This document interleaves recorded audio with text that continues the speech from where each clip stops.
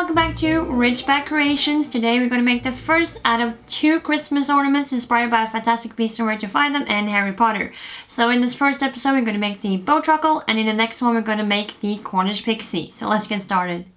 First of all, we're going to start with the Bowtruckle, and I have some green clay here that I'm going to roll out into a thin sausage. And that's going to be the beginning of his body. I'm going to bake him several times, adding on pieces as we go. So I'm not going to focus on anything more but the actual body right now. It would have been smart to measure out on a piece of paper what the length of your finger should be. But I didn't do that, so I just have to eyeball it. So I'm just going to cut it here and cut it roughly around here. After I was done making the sausage, just rolling it out, I just bent it like a weird little L with a little joint and a little bit of a bump upwards here, and now it's time to bake it once. This has now been in the oven for 30 minutes at 110 Celsius, so it's hard, and now I'm going to continue adding on some more pieces on it before I bake it another time. I mixed in some translucent polymer clay into the green polymer clay, so hopefully when it bakes it will be a little bit more see-through and translucent, just to give it a little bit more of a natural look.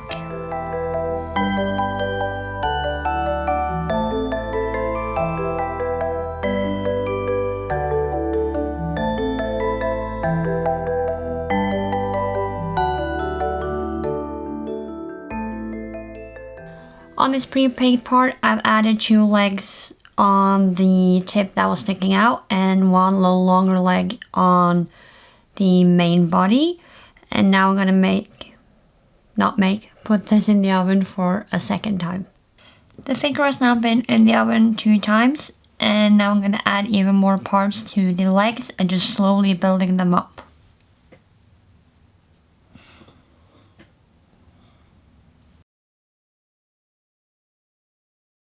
The reason I'm building on layer by layer is the small details on the Bowtruckle, so I'm just trying to add those, like for example here, a little tip on top of the other one, and it's easier to do this when one layer is already hardened.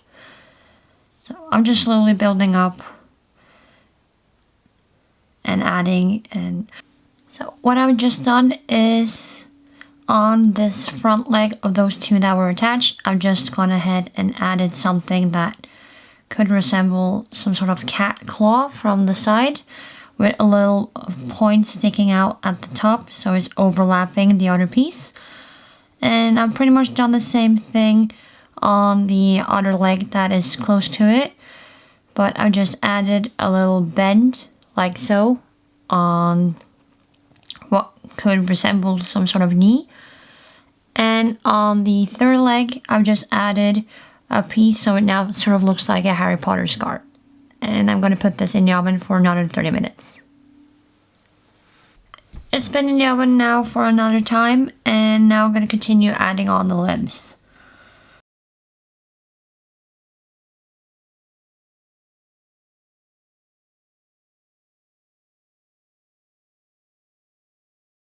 I've added on the last pieces of the legs. It was a little bit difficult to show it on camera because they're so thin, but on this leg it's a little L with a little bend on the end, and on the back leg here it's another like 90-degree angle with roughly the same length to this joint to this one, and with a little bend on the end. And on the lightning bolt is another L with a little tip going out, just like a praying mantis sort of detail, and a little bend for a foot. And now this is going to bake another time. The legs are now finished, and we're going to move over to the arms and possibly a little bit of the head. So he has 2 arms that are really long. So I'm going to try to add them in one go, potentially adding the fingers in a second baking.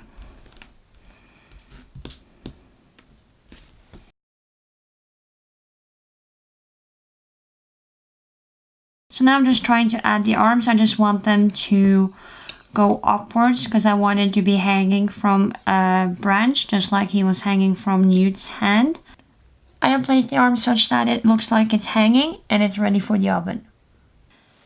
The main body has now been baked and I'm ready to add on the head. So I have a piece of clay right here and I'm just going to attach it like I've done previously with all the other parts. And I'm going to attach it in between the arms and just squeeze it down. I might actually take it off and just make the main shape of his face first, like so. And I just want to add it on and then squeeze it on the shoulders and back and everything. And then after that I am ready to sculpt the details of the face.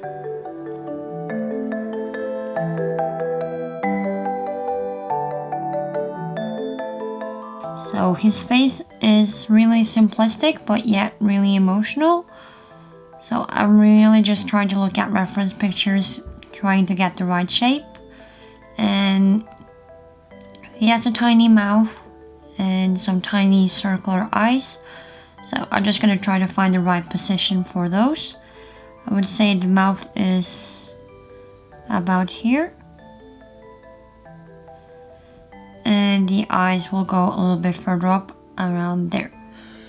And just gonna start with the mouth.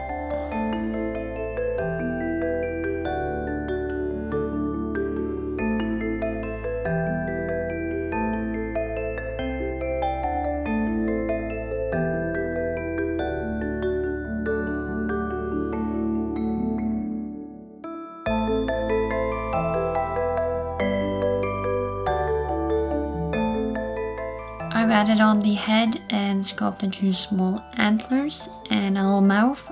And I'm going to add the eyes after I bake it another time, but I'm going to move on to the hands now. For the Bowtruckle hands, I'm just going to roll out some really thin sausages. I'm going to have 3 of them. I think this is enough. And I'm just going to cut them into 3 pretty much equal parts. And they suddenly got stuck because that's typical me. So once you have 3 equal sausages, you're just going to overlap them into a little hand shape. Almost looks like crow feet, like so. And you can additionally add some lines so they're easier to bend in different directions. And you just want to add this shape onto the tiny little Bowtruckle hand on the figure. And then bake it alongside the face. I'm soon ready to paint the Bowtruckle. I'm just going to add the last step for the last baking, which is the eyes.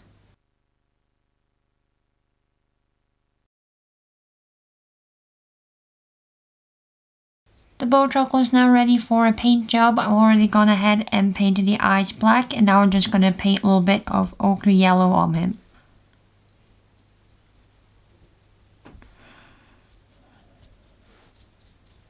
I've added a thin layer of ochre yellow on the entire body, but a little bit extra on the fingertips, toes, and a little bit on the antlers. Now I'm going to go ahead and mix a little bit of brown on the tip of the antlers and the tip of the feet.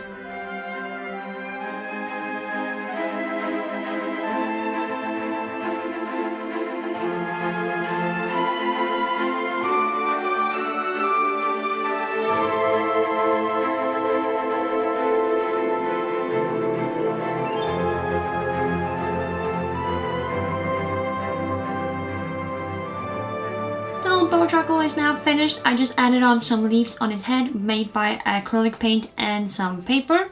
Just glued them on, and be sure to check out my next video where I make the Cornish pixie. Thank you so much for watching.